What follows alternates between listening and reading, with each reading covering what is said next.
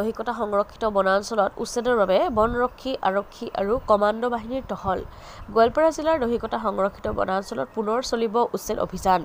ৰাজ্যৰ সৰ্ববৃহৎ উচ্ছেদ অভিযানৰ 9 আৰু 10 নৱেম্বৰত দহিকতা সংৰক্ষিত বনাঞ্চলৰ 1134 বিঘা ভূমিত চলিব উচ্ছেদ অভিযান। ইপিনে জিলা প্ৰশাসনে উচ্ছেদৰ বাবে সাজু হোৱাত অধিকাংশ লোকে নিজৰ নিজৰ ঘৰ-দুৱাৰ ভাঙি লৈ যোৱা দেখা গৈছে।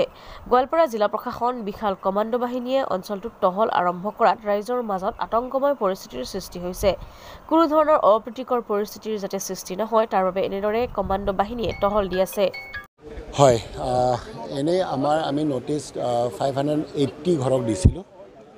580 ঘৰক যি দিছিলোঁ তেখেতসকলে প্ৰায় 70% মানুহ গৈছে। আমি 5টা ব্লকত ভগাইছিলোঁ, তাৰে এটা ব্লকতহে অলপ আছে, বাকীকেইটা ব্লকৰ প্ৰায় 80% তেওঁলোকৰ ব্লকৰ পৰা গুচি গৈছে। আৰু এইখিনি আমি যদি ইভেকশ্যনটো ছাকচেছফুলি হৈ যায় তেতিয়াহ'লে আমি 1140 বিঘা মাটি আমি মুকলি কৰিব পাৰিম, বন ৰক্ষক মানে ৰিজাৰ্ভ ফৰেষ্টৰ মাটি। আৰু আপোনালোকে জানিব প্ৰায় সুখী আমাৰ যিখিনি এনক্ৰোচাৰ্ছ আছে তেওঁলোকে নিজেই বহুতখিনি এৰি গৈছে। ভালকৈ তেওঁলোকক আমি সুবিধা দিছোঁ। তেওঁলোকে নিজৰ ঘৰ যদি নিজে খুলি লৈ যাব বিচাৰে আমি লৈ যাব দিছোঁ আজিলৈকে। আৰু তেওঁলোকে বেছি সংখ্যক লোকে ওলাই গৈছে।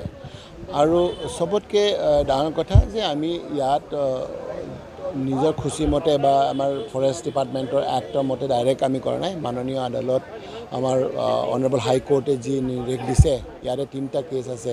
6114/2005 আছে, তাৰপিছত আপোনাৰ 6363/2005 আছে। চ' এই গোটেইকেইটা কোৰ্টৰ যি পিটিশ্যন আছে সেই পিটিশ্যনৰ যি মাননীয় আদালতে যি আমাক নিৰ্দেশ দিছে সেই নিৰ্দেশ মৰ্মে আমি কাম কৰিছোঁ।